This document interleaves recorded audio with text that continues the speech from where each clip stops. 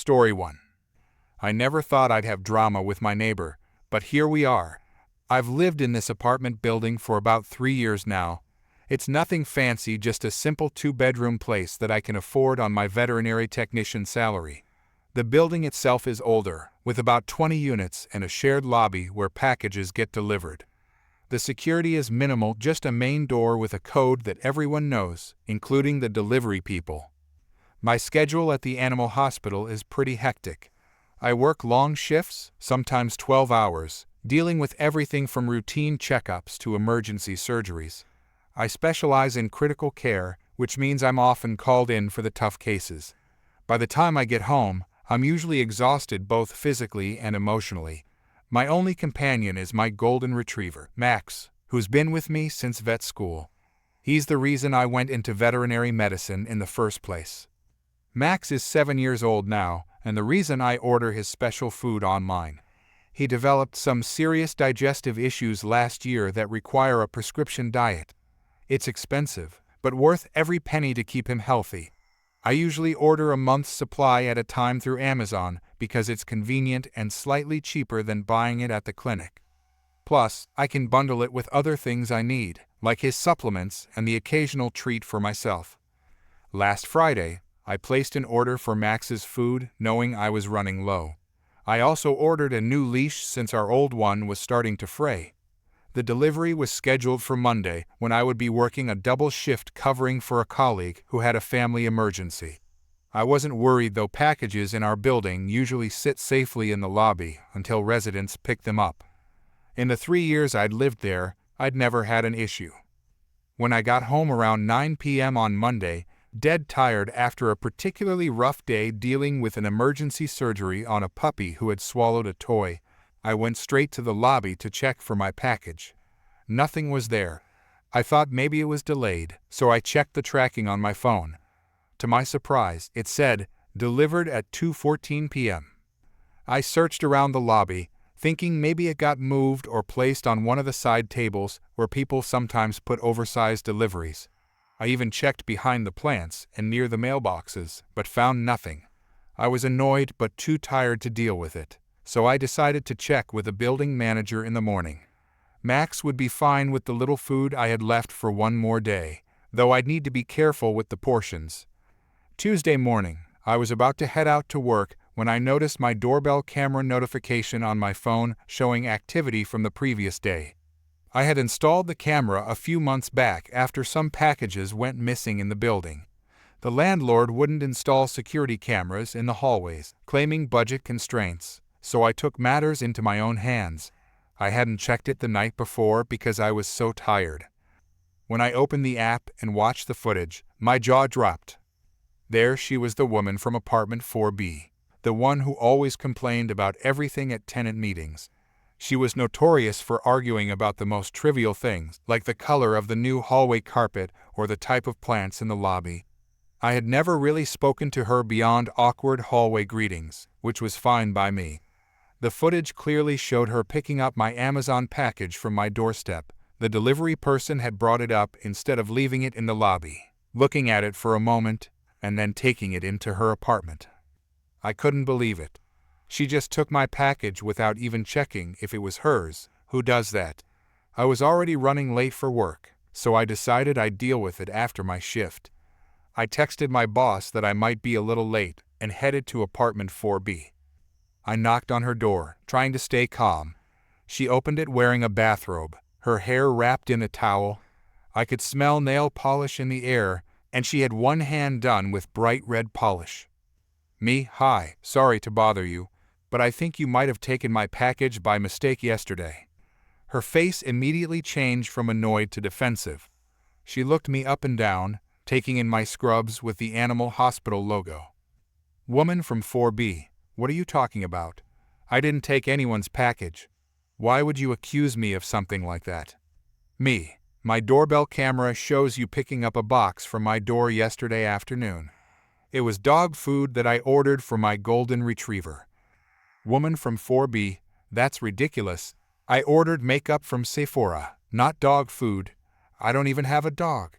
Someone stole my package. Maybe it was you. She tried to close the door. but I put my foot in the way. I wasn't trying to be aggressive, just desperate to get Max's food. I knew I should have ordered it earlier, but the week had been so busy with a virus going around the doggy daycare near our clinic. Look, I'm not accusing you of stealing. Maybe you thought it was yours and took it by mistake. Can you just check if you have a package that isn't yours? I really need that food for my dog's health condition. Woman from 4B, remove your foot from my door right now, or I'm calling the police. This is harassment. Fine, call them. I have video evidence of you taking my package. I removed my foot, and she slammed the door. I stood there for a moment, unsure what to do next. I was starting to get angry, but I reminded myself that there was probably a reasonable explanation. Maybe she was embarrassed about the mistake. I had to get to work, so I reluctantly left, hoping she would come to her senses and return my package later. I spent the morning distracted, checking my phone during breaks to see if she'd left a message with the building manager. Nothing. Around noon, I got a call from an unknown number. It was a police officer. Officer, is this the resident of apartment 3A? Yes, that's me. Is everything okay? Officer, we received a call from your neighbor in 4B claiming that you threatened her and stole her package. She wants to press charges. I nearly dropped my phone in shock. The audacity of this woman was unbelievable. What? That's completely backwards. She took my package. I have doorbell camera footage showing her taking it yesterday. I just asked her about it this morning, and she denied it. Officer, can you come to your apartment? We're here now and would like to see that footage. I told my boss it was an emergency and rushed home, my mind racing. Was she trying to get ahead of the situation by accusing me first? How could she possibly think this would work? When I arrived, there were 2 police officers in the hallway between my apartment and 4B. The woman was standing there in tears, her makeup running down her face, putting on quite a show. She was fully dressed now in an expensive-looking outfit, as if she'd prepared for this confrontation. Woman from 4B. There she is. That's the one who threatened me and stole my makeup package. She's been hostile ever since I complained about her dog barking. One officer approached me while the other was talking to her. He was older, with a calm demeanor that suggested he'd seen this kind of neighbor dispute before. Officer, ma'am, do you have this video footage you mentioned? Yes, let me show you. I pulled up the app on my phone and showed him the clear video of her taking my package the day before. The footage was high quality, showing her face clearly as she examined the package, then looked around furtively before tucking it under her arm. The officer watched it carefully, then showed it to his partner. Officer, this clearly shows her taking a package from your door. Did you give her permission to take this? Absolutely not. It contains prescription food for my dog. I'm a veterinary technician, and my dog has a medical condition that requires special food. I can show you the order confirmation if you need proof. The officer turned to the woman, who was now fidgeting with her purse strap. Officer, ma'am, this video shows you taking a package from this resident's door yesterday. Can you explain that? Woman from 4B. I thought it was mine. I was expecting a delivery. Our packages get mixed up all the time in this building. The management is terrible. Officer, did you check the name on the package? She stuttered, looking increasingly uncomfortable. Her confident demeanor was cracking. Woman from 4B. Well, no, it was an honest mistake. But when I opened it and saw it was dog food, I realized someone had stolen my makeup and left this instead. It's a conspiracy. The officer looked skeptical, exchanging a glance with his partner. Officer, and where is this package now? Woman from 4B. I don't know. I threw it away because it wasn't mine. Why would I keep dog food? I already told you I don't have a dog. I couldn't believe what I was hearing. My blood was boiling, but I tried to stay professional. Officer, I need that food for my dog. It's prescription food that cost over $70, and he's almost out. I can't just pick it up at a regular store. The officer asked if they could take a look in her apartment. She initially refused, growing more agitated. Woman from 4B, this is harassment. You can't just come into my home because she says so. I know my rights. The officers explained that they had reasonable suspicion based on the video evidence, and that things would go much better for her if she cooperated. She reluctantly agreed, muttering about calling her lawyer. I waited in the hallway with the second officer, a younger man who seemed uncomfortable with the whole situation. Officer, how long have you lived in the building? Me, about 3 years. I've barely spoken to her in that time. Officer, these neighbor disputes can get messy. Hopefully, we can resolve this quickly. A few minutes later, the first officer emerged from her apartment. Officer, we found an Amazon package under a towel in the bathroom.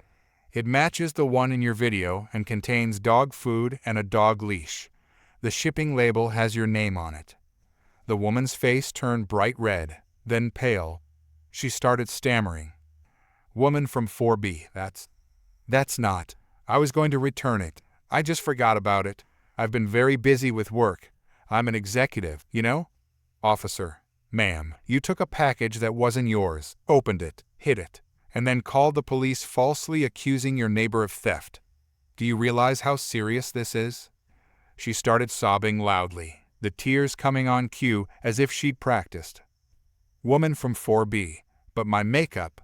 Someone stole my expensive makeup order. It was worth over $300. That's the real crime here. No one cares about victims anymore. The officer sighed, clearly having seen this type of behavior before. Officer, did you check the lobby?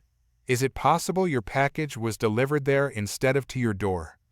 Her eyes widened, and she suddenly looked uncertain. The thought clearly hadn't occurred to her. While the officer stayed with her, I went down to check the lobby.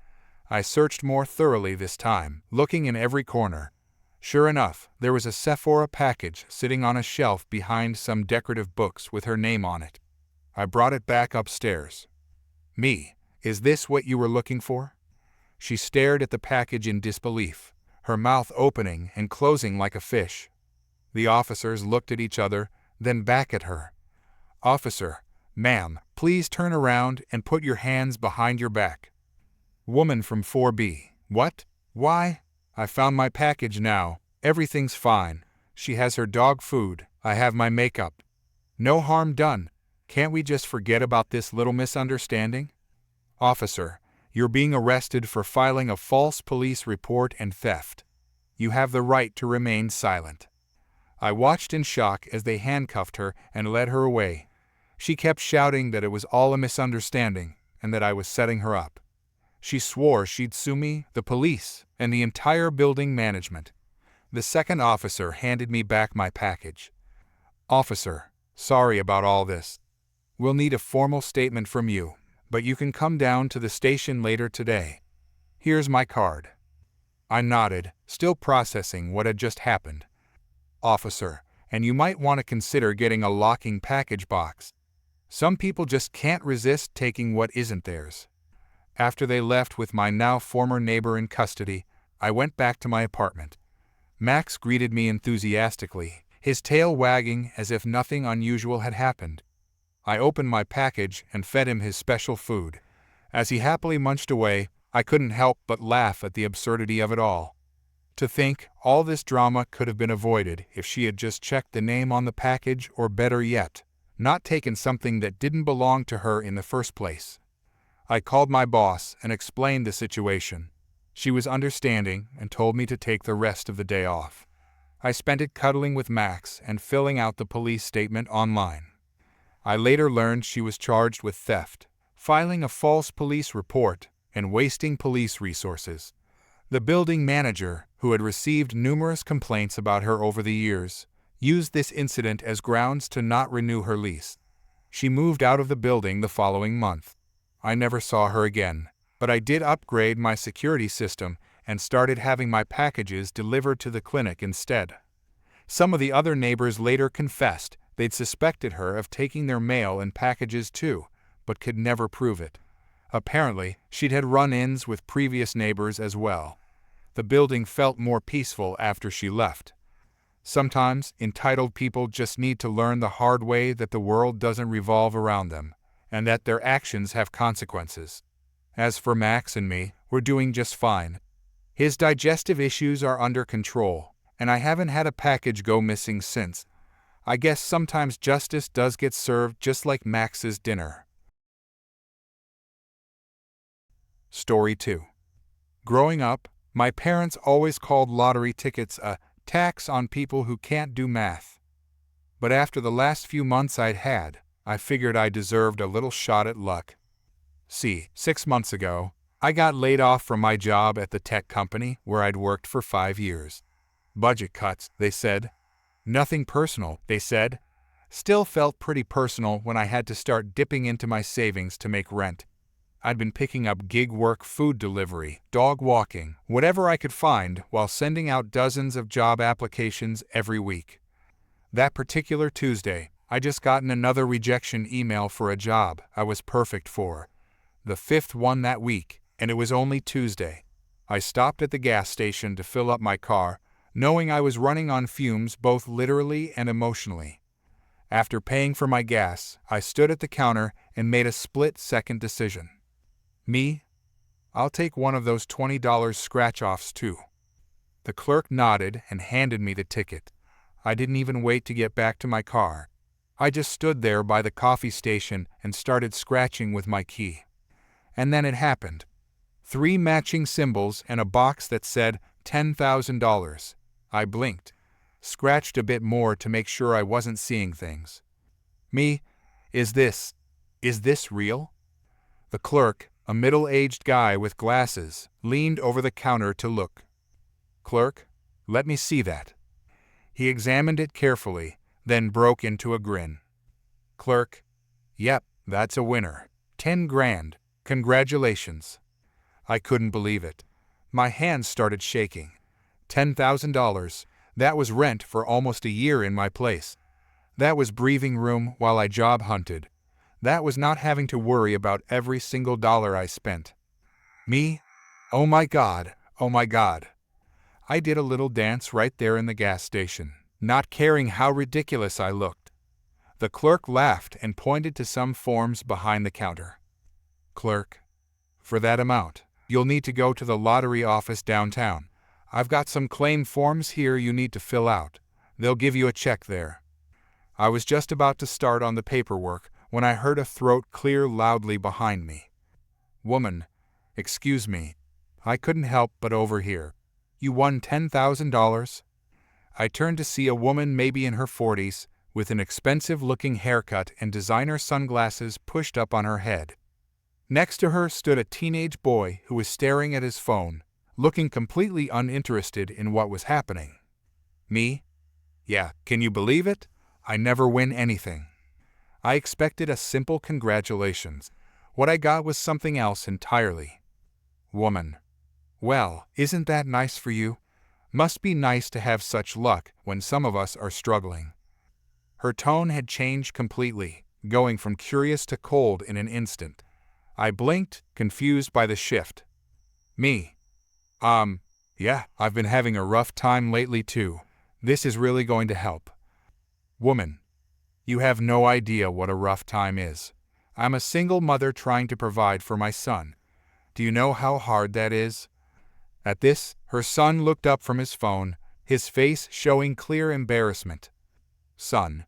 Mom, stop. We're fine. Woman. We are not fine. Your father hasn't sent child support in months, and I had to cancel our vacation to Cancun. The son rolled his eyes and went back to his phone.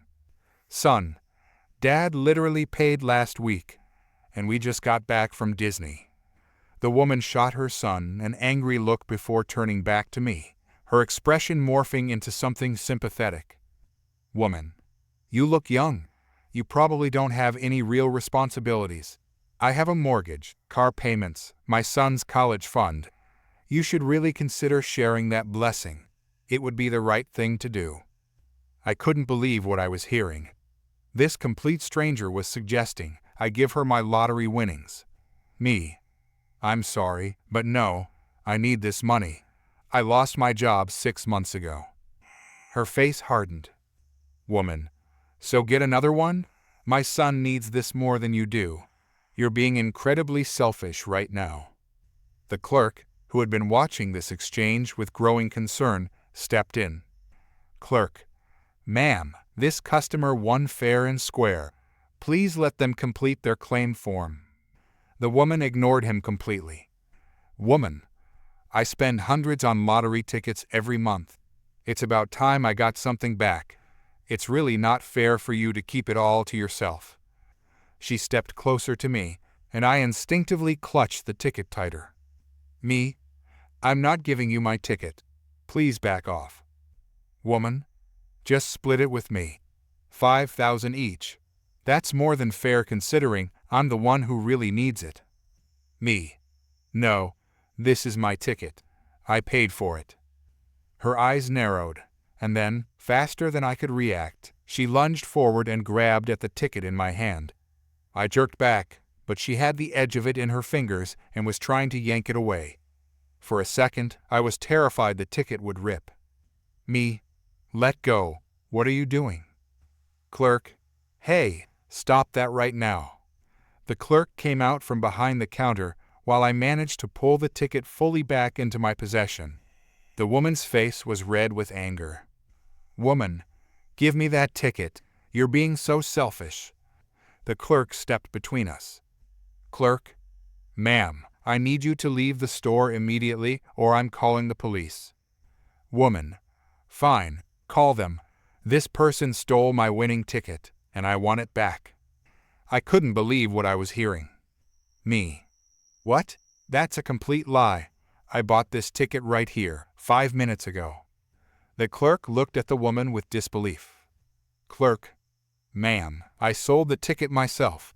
Now please leave before I call the police. Woman, go ahead and call them. I'll tell them exactly what happened. That ticket is mine. Her son, now thoroughly mortified, tugged at her arm. Son, Mom, stop it. Let's just go. Woman, no, I'm not leaving without what's rightfully mine.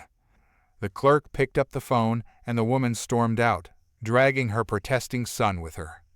Clerk, don't worry, she's gone. Let's get your claim form filled out quick before she comes back. I was still shaking as I filled out the form. The clerk gave me a copy and a receipt proving I had purchased the winning ticket. Clerk, you should head straight to the lottery office. It closes at 5. I nodded, thanked him, and hurried out to my car. As I was pulling out of the parking lot, I saw flashing lights. A police car had pulled in, and standing next to it, pointing at my car, was the woman. For a second, I thought about just driving away, but I knew that would only make things worse. So I parked and got out of my car as 2 police officers approached me. Officer, excuse me, we've received a report about a stolen lottery ticket. Can we speak with you for a moment? Before I could answer, the woman rushed over. Woman, that's them. That's the thief. They stole my ticket. I scratched it right here, and they grabbed it from me. I took a deep breath. Me. Officer, that's completely false. I have the receipt right here, showing I purchased the ticket. The clerk inside can confirm it.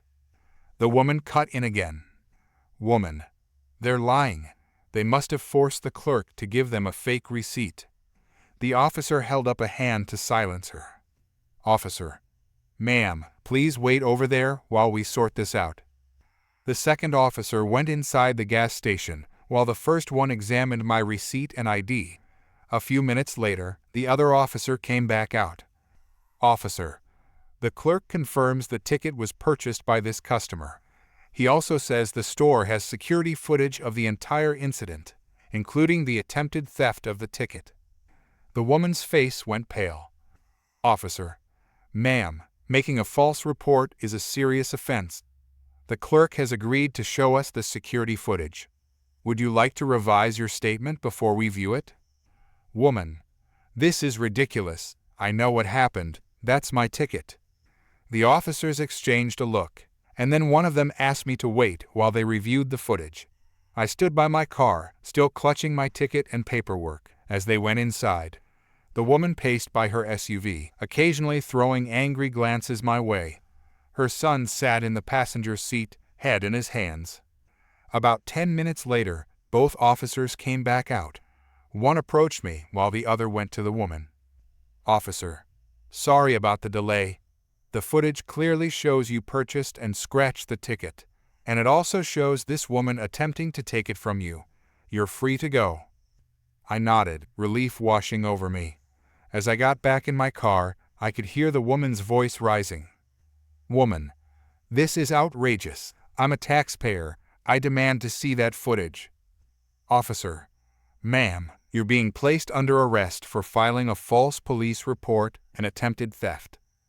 "Woman, what? You can't be serious. This is discrimination." As the officer handcuffed her, she yelled in my direction. "Woman, people these days have no generosity, no sense of community. You could have helped a struggling family." Her son, now standing outside their car, just shook his head. "Son, I'm calling Dad to come get me." I drove straight to the lottery office, claimed my winnings, and spent the entire drive home in disbelief at what had just happened.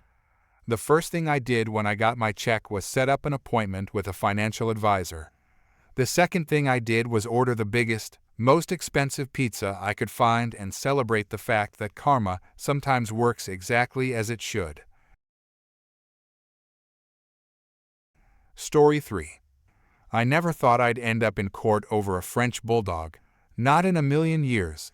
But when you work in childcare long enough, you see it all: helicopter parents, dietary demands that would stump a nutritionist, and now, apparently, people who think dogs belong in preschools. I've been the director at Bright Horizons Daycare Center for 9 years. Before that, I was a lead teacher for 6 years, and before that, I worked as an assistant while getting my degree in early childhood education. So I've been in this field for almost 2 decades now. Our daycare is one of the most sought after in the city. We have state-of-the-art facilities, a curriculum that blends play-based learning with academic readiness, and a staff-to-child ratio that makes most centers jealous. Parents put their kids on our waiting list before they're even born. This whole mess started on what should have been a totally normal Tuesday morning. I was in my office reviewing enrollment applications when my front desk assistant buzzed me. "Front desk assistant, there's someone here insisting on speaking with you right away. She doesn't have an appointment." I sighed. This happened at least once a week, parents thinking they could bypass our waiting list by showing up unannounced and pleading their case. Me, did she say what it's regarding? Front desk assistant, something about an enrollment denial? But I don't recognize her from our application list. Me, I'll be right out. I straightened my blazer and headed to the lobby. When I got there, I found a woman holding a carrier. Not unusual, except this wasn't a baby carrier. It was a pet carrier with a French bulldog inside. The dog was wearing a tiny pink sweater and had a bow clipped to its head. "Me, good morning. I'm the director. How can I help you?" The woman, who I'd later come to know as Karen in court documents, gave me a cold smile that didn't reach her eyes. "Karen, finally, someone who can fix this ridiculous mistake. I received a rejection letter for Bruiser's application, which is obviously some kind of error." She thrust a letter in my face, one of our standard rejection letters. I took it and glanced down to see the applicant name, Bruiser. No last name. "Me, I'm sorry, but there must be some confusion. This is a child care facility, not a pet daycare." Karen's face reddened immediately. "Karen, Bruiser is my child. He's my fur baby. Look at him." She lifted the carrier to eye level, and the bulldog snorted loudly, a string of drool hanging from its jowls. "Me, ma'am, I understand many people consider their pets to be family members, but we only provide care for human children here. There are several excellent pet daycares in the area that I'd be happy to recommend." "Karen, how dare you discriminate against my baby just because he has fur instead of skin? That's speciesism." 2 of the preschool teachers nearby stopped what they were doing and stared. A parent who was dropping off her daughter looked uncomfortable and hurried her child into the classroom. "Me, this isn't discrimination. We're licensed by the state as a child care facility for human children. We don't have the proper facilities, staff training, or licensing to care for animals. Karen, Bruiser is better behaved than most of these snot-nosed brats. He's potty trained, doesn't scream or throw tantrums, and he's hypoallergenic. The dog chose that moment to bark loudly, causing several children in the lobby to start crying. I'm going to have to ask you to lower your voice and take your dog outside. Some of our children are afraid of dogs, and this disruption is upsetting them. Karen, see? Discrimination. You're proving my point. If he were a human child who cried, you'd comfort him, not kick him out. Ma'am, please. Karen, my lawyer will be contacting you. I'm not paying $2,000 a month in tuition to be treated this way. I make 6 figures, I drive a Mercedes, and I will not be disrespected. She stormed out, carrier swinging wildly as the dog yelped. I thought that would be the end of it, just another crazy story to tell at the next directors' conference. Boy, was I wrong? 3 days later, I was served with actual lawsuit papers. She was suing our daycare for discrimination against her fur child, seeking damages for emotional distress, demanding we change our policies to include pets, and asking for $50,000 in punitive damages. I immediately called our daycare's lawyer, who's been with us for years, handling everything from contract reviews to the occasional slip and fall claim. Please tell me this is a joke. Lawyer, I wish I could. But she actually filed this in civil court. I've never seen anything like it. Can she really do this? Sue us because we won't enroll her dog? Lawyer, she can file the lawsuit, which she's done, but it doesn't mean she has a case. This will get thrown out, but we'll still need to respond and potentially appear in court. So we have to waste time and money because some entitled woman thinks her French bulldog deserves finger painting and story time. Lawyer, unfortunately, yes. The legal system allows people to file lawsuits for nearly anything. Getting it dismissed takes time. Over the next few weeks, we had to prepare our response to the lawsuit. I had to pull staff away from their duties to give statements. We had to gather documentation proving we were a licensed child care facility for human children only. The whole thing was ridiculous, but we couldn't ignore it. The day of the hearing came, and I had to close the center early so key staff could testify. This meant dozens of parents had to leave work early or find alternative care, all because of one woman's entitlement. When we arrived at the courthouse, Karen was already there, dog-free this time, but carrying a large tote bag with a bulldog's face printed on it. She was speaking loudly to anyone who would listen about how she was fighting for the rights of fur parents everywhere. Once inside the courtroom, our case was called. The judge, an older woman with silver hair and sharp eyes, looked over the paperwork with an increasingly confused expression. Judge, let me make sure I understand this correctly. You're suing Bright Horizons Daycare Center because they refused to enroll your dog? Karen, my fur baby, Your Honor. And yes, this is clear discrimination. Society recognizes pets as family members.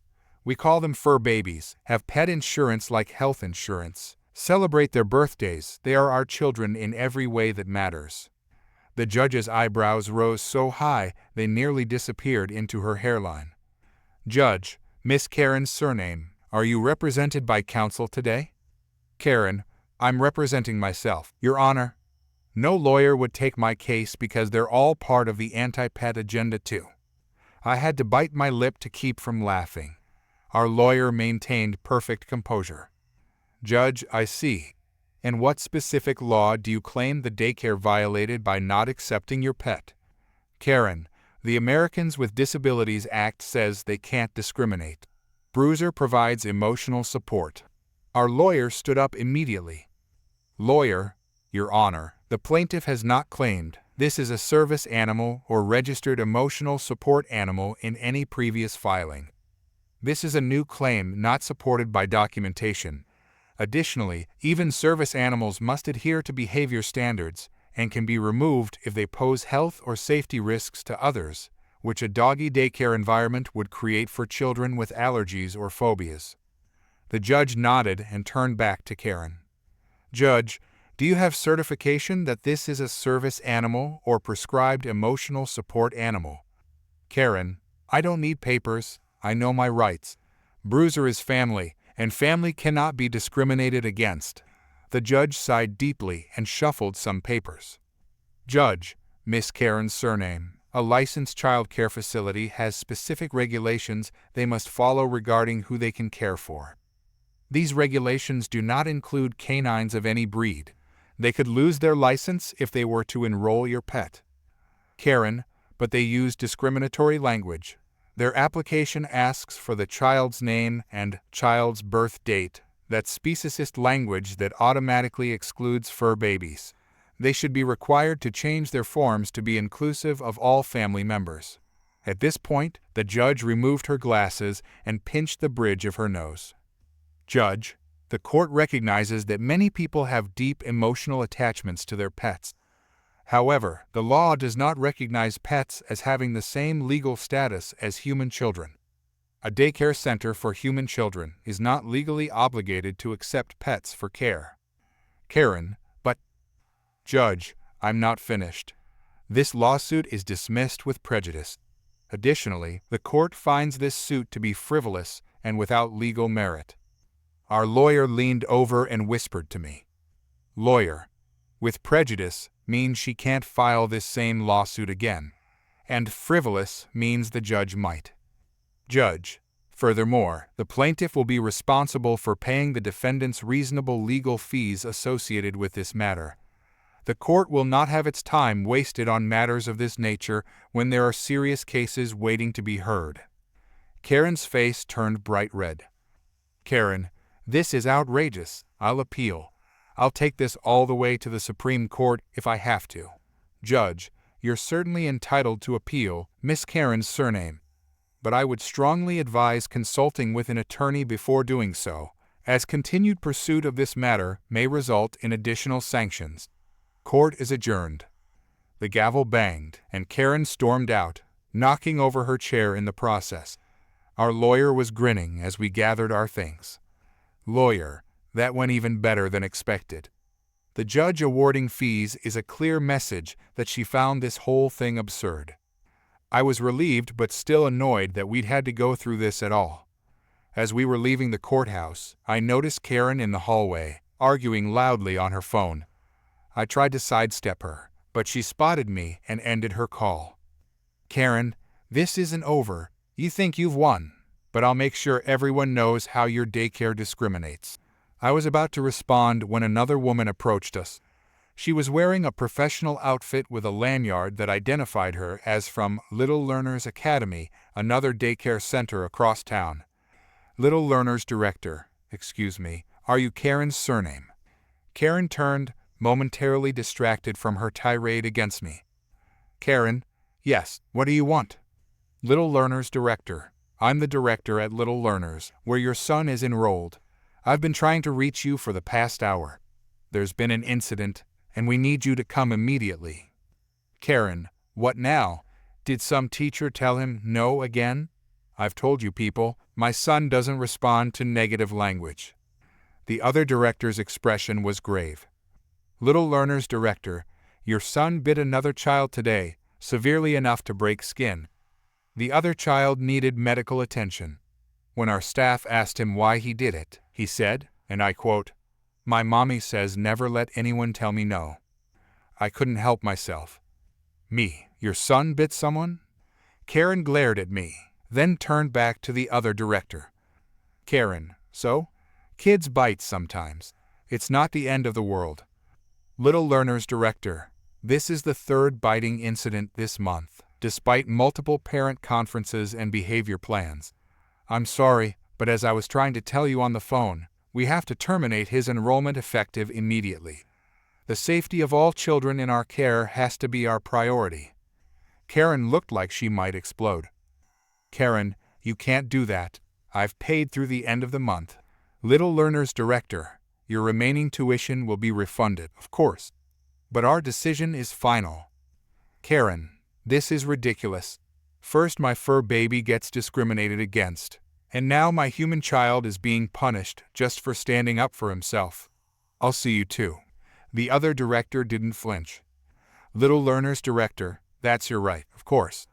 But I should mention that you signed an enrollment agreement that clearly outlines our biting policy, and your son has far exceeded the number of incidents permitted before dismissal.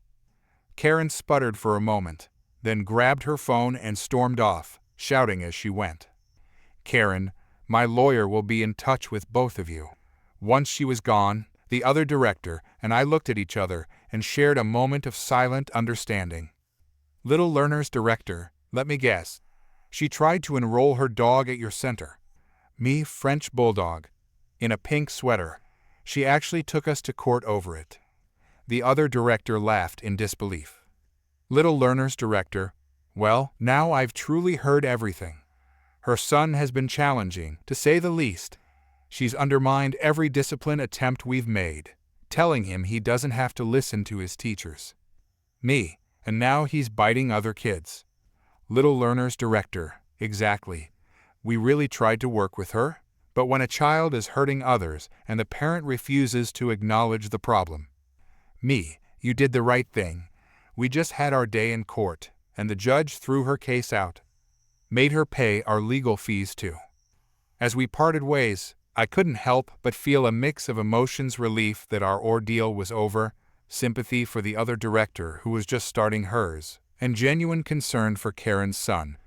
With a parent who modeled such entitled behavior and actively taught him to reject boundaries, what chance did he have? 3 weeks later, I received a formal letter from Karen's lawyer, a real one this time, not herself apologizing for the lawsuit and including a check for our legal fees as ordered by the court. Apparently, after trying to find a lawyer to help her appeal and being turned down by everyone, reality had finally set in. The letter also mentioned that she had enrolled her bruiser in a high-end pet daycare that charged almost as much as our tuition. As for her son, the lawyer didn't say, but I heard through the childcare director grapevine that she was having trouble finding another center that would accept him with his history of biting. Sometimes consequences actually do catch up with entitled people. It just takes a while,